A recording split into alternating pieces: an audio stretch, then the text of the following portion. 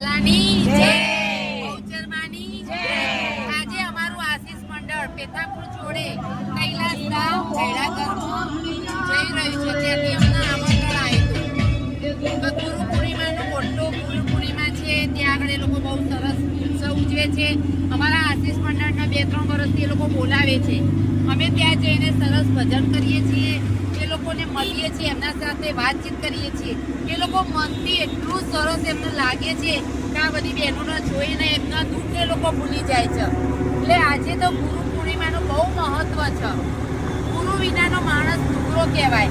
એટલે ગુરુજી વિશે તો અમારા દીપાબેન 2 લીટી કહેશે, આગળ એમનું ભજન કરશે. એટલે ગુરુજી વિશે દીપાબેન તમે શું કહેશો?